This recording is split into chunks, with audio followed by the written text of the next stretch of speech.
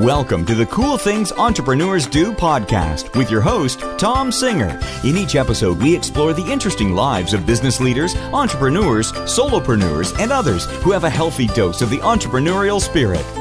It is time to explore something cool. Now, here is your host, Thom Singer.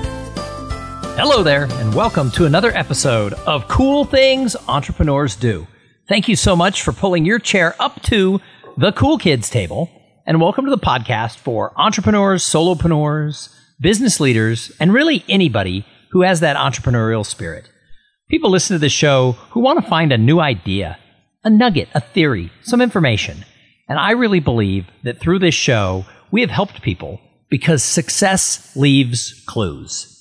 Over the past 4.5 years, I have had the honor of interviewing about 400 people who are doing their own thing, carving their own path in the world. And they have been kind enough to come on here and share their experiences. We've also done several episodes, now usually on Tuesday, where I come in and talk about whatever is burning in my mind. My name is Thom Singer, and I have been the host of this show for almost 5 years, but for now 10 years, I have been working for myself. Now, if you're a regular listener of the show, you know my backstory. I had a career in sales and marketing, and I was successful. I did well. People bought from me. I won awards. I got accolades. But here's the thing. My ladder was against the wrong wall. I wasn't doing what I wanted to do. I wasn't believing in myself, and I certainly wasn't following my own dreams. Well, 10 years ago, that all changed, and I have never looked back. But along the way, it's still been sort of a grind. It's been hard. And so that's why I love talking to people, either as the guests on this show or the people like you who listen, who reach out to me.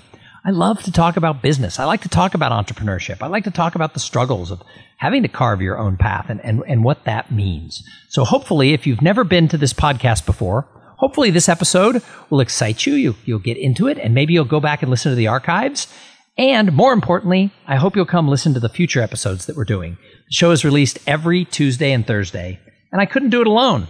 I've got a couple of sponsors. So before we get started, let me thank the sponsor of this episode. So many of you out there, you actually offer physical products to your customers, your fans. And to do that, you have to deal with fulfilling those orders. You have to pack them up, put them in an envelope, take them to the post office, stand in line, and ship them. Well, my friends at Amplifier, they take care of that for you. They blend order fulfillment, screen printing, and on-demand production into a single self-service platform that you control. That's who I work with for those shirts that I've been selling. Some of you have bought those that say, try new things. Now, if you want one of the shirts, you can get one. You can get them in red or in blue, and you can get them at trynewthings.shop. And if you make that order, it's going to jump over to the people at Amplifier. They're going to take care of getting it printed, and they're going to fulfill that order and get it shipped to you lickety-split. And they can integrate with your e-commerce shop or take care of any giveaways that you have for your fans and your customers. But they also work for big companies or small. But on demand means you don't have to worry about inventory. But if you grow and you want to stock up on inventory, Amplifier handles that for you too. Go over to amplifier.com/coolthings and find out about what it's like to work with them. They are great, and I thank them for their sponsorship of Cool Things Entrepreneurs Do. So today, I want to talk about sales success. Now, I spent my career in sales and marketing, and I have had good quarters and good years, and I've had ones that, well, let's just say I'm not going to brag about. If you're in sales, you're going to have good times, you're going to have bad times, but you're always striving to have that sales success that puts you on the top of the chart. And part of the way you do that is through momentum. I will tell you, one of the things I learned is that when I was selling a lot, I felt like I could do no wrong. I was on top of the world. I was golden boy. Yet, in other times when I was sort of in a sales slump, boy, it is hard. You feel like your feet are just in concrete. You're never going to get out of it. So one of the best things you can do is keep the momentum going. But when we look at salespeople, to them, it's about getting the deal, which means the salesperson cares more about the momentum and driving for that deal than anybody else, even more than their sales manager, certainly probably more than the customer. So if you're in sales, or if you're the entrepreneur who owns the company and you are the backbone behind the sales, then you've got to pay attention to, are the wheels churning? Are we doing things? Are we filling that pipeline? If we lose a sale, is there another one coming down right behind it so that we can keep that momentum going? I think momentum is really important for success no matter what we do. Now, I go in and talk to companies, and I do a program called The Paradox of Potential, because we get really excited about potential. But potential does not equal performance. Potential is not results. There is no momentum in your life just because you have potential. So often we see this in a company. A sales manager hires a salesperson, or an entrepreneur hires someone to come in as an early employee to help drive the business forward, and they get so excited. They think, oh my gosh, Becky has so much potential. And then 6 months or a year later, they're transitioning her out of the company. Well, how come? If she had potential, how come it magically didn't drive business? How come it didn't happen? Well, because it's not going to happen by magic. There is no magic fairy dust that is going to propel your business forward. So there's 3 buckets that I always talk about. And those are your plans, your passion, and the people you surround yourself with. So I just want to look at those for a minute, because I think that these 3 areas that we talk about, I think they are so important to keeping the momentum going, to make sure that you are moving towards that sales success. Because remember, without sales, without business development, there is no company. And a lot of people get into business without sales experience. They don't want to be salespeople. They become an entrepreneur, and all of a sudden they realize that the only way the company's going to work is if they're selling. And so for a lot of people who listen to this show, you got to get really serious about sales and the success that it takes in order to propel that momentum to get you more sales. So I make my living as a professional speaker. I go into companies and speak to their teams, or I go to association annual conferences and I kick them off as sort of the opening keynote speaker, that motivational talk that gets the tone set for the whole event. But here's the deal with that. In that world, I'm a salesperson first, because it doesn't matter how great I am on stage or how much action I can get your team to take. If I don't get the engagement to come and speak, then I'm not really a speaker. I always tell my speaker friends, or people who want to get into the business, who say, oh, I'm really good on stage. That is awesome. Can you sell? Because if you can't sell, you're not going to get on stage. So nobody's ever going to know how good you are. So really quick on today's episode here, I just want to talk about why plans, passion, and people, why they are so important for that momentum that leads to sales success. Well, plans are really about your goals. It's what does success look like? It's knowing what you want to accomplish. But if you don't have a plan, you're not going to get anywhere. When you get on an airplane and you want to fly from, let's say, Los Angeles to Honolulu, you better be damn sure that you want that pilot to have a flight plan. Now, when they have that plan, they know they're going to go to Honolulu. They know they're going to take off, they're going to fly west, and they're going to take you safely to that runway. However, what if you got onto the airline and the pilot came on and said, hello, welcome to the airline. Today, we don't have a plan. We're just going to take off and fly in the general direction of west. We have enough fuel for about a 6-hour flight. At the end of that, we'll look for a place to put this plane down, and we'll figure it out from there. Think about a map for a second. What is there between Los Angeles and Honolulu on a map? There is a lot of blue. And I don't know about you, but if I'm on an airplane, I don't want the pilot just guessing where he's going to land in that big sea of blueness. I want him to have a plan of how he's going to get us to that Honolulu airport, onto terra firma, right onto that runway. So they have a flight plan. But what pilots tell me is that plan is only as good as what's going on around them. Because once they take off, there's going to be weather. There could be high winds. There could be storms. There's going to be other planes. There's all kinds of reasons why that plane is off plan. While they are not following, they have to go maybe to the north or the south. They have to fly higher or lower. There's a lot of things that can push that plane off track. But what they do, because they have a flight plan, is once they get around the storm, they steer the nose of the plane back towards what the goal is. That's what you have to do in your business. You have to have a plan of where do I want to take my business. When a storm comes up and blows you off your path, you just course correct and pull yourself back around and get back on that plan. I also tell people all the time that when you have a goal, it makes it really easy to answer the tough questions that are going to come up in a world where we are constantly distracted by busy work and things that pop up. When you have a goal, all you have to do when there's an action choice in front of you is you just have to ask yourself, does this action bring me closer to my goal or lead me farther away from it? If it brings you closer, you do it. If it pushes you farther away, you don't. You make the other choice. So having a plan is really important because it keeps you moving. And as I said when we started, momentum is so important.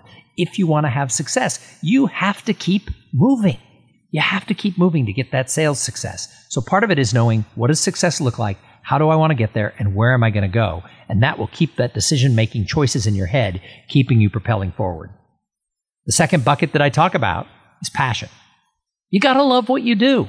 I don't care what your product or service is. If you don't like your product or service, and if you don't believe in your company, you're never going to be a top performing salesperson. And as an entrepreneur, you're never going to be able to grow that to the highest level of success because life gets hard. We do get distracted. We get blown off course. And if you're not passionate about doing what you do, it's easy to get distracted. Squirrel, and you go off on a different direction. So you absolutely need to be excited about what you do. Plus, I don't care who you work for, whether it's your company or you work for somebody else, there are going to be days when your job sucks. I remember I was a stay-at-home dad for a while, and I remember that's hard because there's no off switch on kids. And I remember talking to my wife and saying, it doesn't matter what your job is. Someday your job sucks. But I love this kid. I want to be a stay-at-home dad. I'm enjoying what I'm doing. That gets you out of bed. You get through the bad days, no matter what your job is. On a day that sucks, you get up and go because you remind yourself, I'm really honored to be able to be doing what I'm doing. I'm living my dream.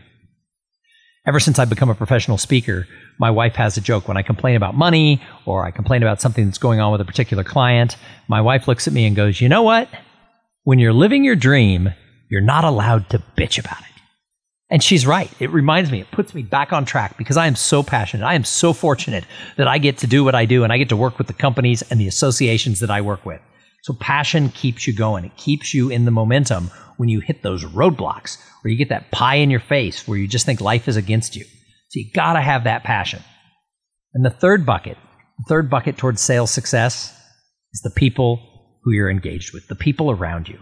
Now, if you're a salesperson, there's three types of people who are around you. There's prospects, there's your team, and then there's the people who are like referral sources and other people in your community. You want to make sure that you're surrounding yourself with the best possible people. And you want to make sure that you're investing in those people to build real, meaningful relationships. Because if you really want to be successful, you can't treat everybody as a transaction that you throw away when it's over. You need long-term relationships with your prospects, with your coworkers, and with people who can refer you into other business. So people matter. And yet, in today's world, so many people are looking for shortcuts to just avoid humans. Let's face it, how many of you answer your telephone, your smartphone, if you don't recognize the number? Most of us see a number and we're like, yeah, that's going to be spam, and we don't answer it. We are looking for reasons not to engage with people, and so we let it go to voicemail. I'll tell you, we're doing that in real life too. You go to a networking event and you hang out with your coworkers or your friends and you never go and talk to other people. Or you go to your company's customer conference and you only hang out with the couple of people you know give you good business, and you don't invest time in other people who maybe, well, they might not be as big of an account, maybe they'll be the person who refers you to that giant account. So you have to really invest in people. And on a bigger, more sort of spiritual woo-woo side, we're at a time when people are feeling really lonely. There are so many people who feel misunderstood and invisible. There was an article in the Harvard Business Review about a year and a half ago called The Epidemic of Loneliness. And while we're surrounded by technology that connects all of us, more people than ever feel alone. They don't feel that other people see them. So sometimes on Twitter and on Instagram, I use the hashtag #SeePeople. I don't care what you're doing. Take a minute, put your screen down, and just smile at somebody. Maybe it's that homeless person. Maybe it's the person who's taking your order at a restaurant. I don't care what it is. Take the time to see people. None of us are so important that we have to be buried in electronics all the time and have to always be busy and always in a rush.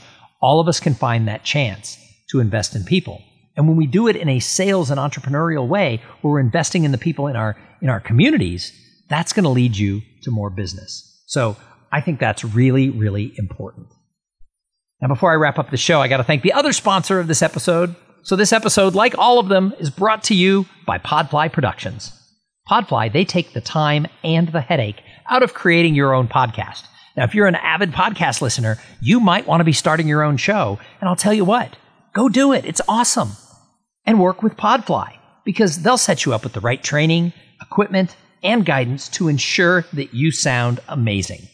And if you want a special offer, go to www.podfly.net/coolthings. Did I just show that I'm old? I said www, but you get it. Go to podfly.net/coolthings and check out the special offer that they have for the people who listen to this show, and they are awesome to work with. So you got to keep the momentum going. I said it in the beginning that nobody cares as much about momentum as the salesperson does. So you've got to find a way to internally make sure that you're keeping it churning, because when you come to a stop, it just sucks the energy out of you.